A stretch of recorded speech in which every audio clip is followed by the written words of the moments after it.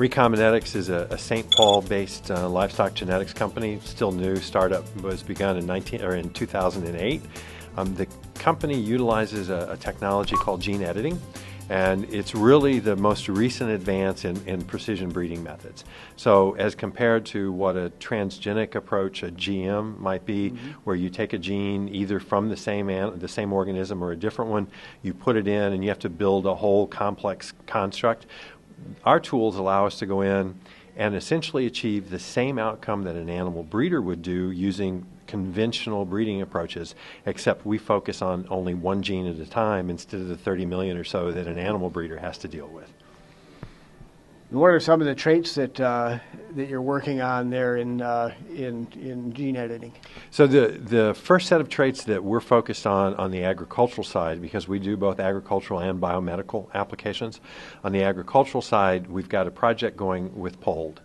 So as all of your listeners and viewers know, a number of dairy or beef breeds are polled, and the major dairy breeds are not. And dairy breeders have tried to introduce that polled gene over time through conventional genetics. And the problem, of course, is that when you mix a beef cow and a dairy cow together, you end up with neither beef nor dairy, right? And so with gene editing now, we can go in and change just the letters that are required. So we've created a Holstein cell line that the version of the gene that codes for horns, that Holstein now has the version that's found in Red Angus. And so the dairy bull, this is going to be a bull, the dairy bull will be polled.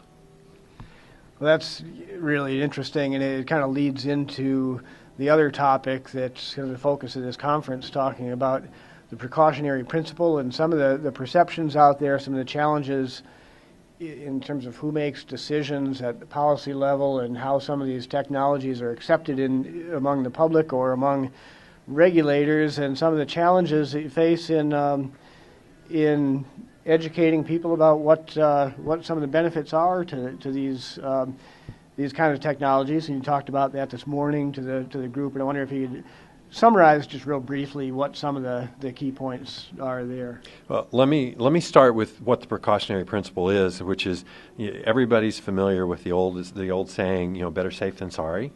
And so the concept of considering the circumstances and considering an event that you're looking at, asking yourself, is there a risk associated with this? What do I know about the risk? What do I know about the consequences of that risk? And the precautionary principle is an approach that's used in Europe and a number of other places that says we're going to take that general idea and we're going to make it the framework for making decisions, policymakers, and regulation. The challenge, there's several, but the challenges that I see that really come from that, one is that the way it's set up, the determination of what poses a risk is really in the hands of those who are in a position the powerful, if you will. It's really in the hands of those who control the process. And if you combine that with sound science, asking science-driven, hypothesis-driven questions that are related to something that really matters from a risk standpoint, that can be just fine. And in fact, U.S. regulatory system, many regulatory systems have precautionary approach as a foundation. But with the precautionary principle, that there's an absence of science.